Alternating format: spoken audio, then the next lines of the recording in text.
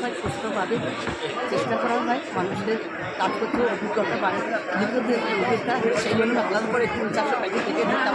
লাস্টের দিকে একটু মানুষজন যারা যদি পায় সেই ব্যবস্থা করা হয়। সামাজিক উদ্যোগ তো দিদি ইফতারের মধ্যে পাশাপাশি আমার সেলাই মাছ বেশি করে দিলাম, কারণ হচ্ছে যত দিন যায় তত অভিজ্ঞতা বাড়ে।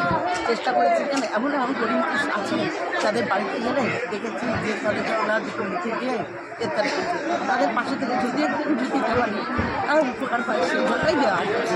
দুজন মানুষ দেখেছি যাদের স্বামী নেই, এদের অসহায়, একটা ধরনের কাজ করে 5,000 টাকা, পরের মেশিনের কাজ করে কত পাবে, ভেবেছি যদি কিছু কম করে খাবার কম করে যদি তাদের কিছু এই সেলাই মেশিন যায়।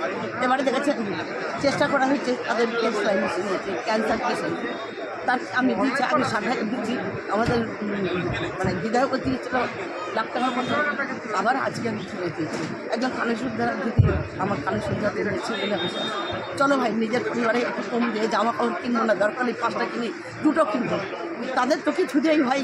এটা তো যত দিন যায় অভিজ্ঞতা পারে, এলাকার পুরী যখন বলে অটো বিশ্বাস বলে মনে রাখি এদের সময় ঠিক বেরিয়ে এসে এই তো জীবন কিনলে নিজের উপর নিজে খাবো, এটা না করে মানুষের থাকবে দেবো, এটাই আমার কর্তব্য। আমি মনে করি মা যখন সন্তান দেখি আমিও সেটা মনে করি এই পরিবারটা আমার সামনে আমি একটা গার্জেন হিসেবে তার থেকে বড় আগামী ঈদের কী বার্তা রাখবেন?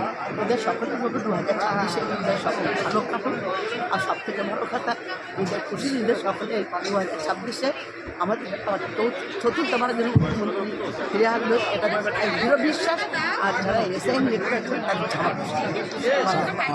26-এ এই যে আবির খেলবো না, আমাদের আমি মুখ্যমন্ত্রী বলেছেন এবার আবির নয়, এবার একটা দিন বলেছেন যে এসেই যে কেলেঙ্কারি করলেন তার জন্য মানুষকে জবাব দিতে ভোটের বাক্স একটাই, যে বাংলা কাউকে মাথা নিচু করে না, বাংলা সবসময় মাথা উঁচু করে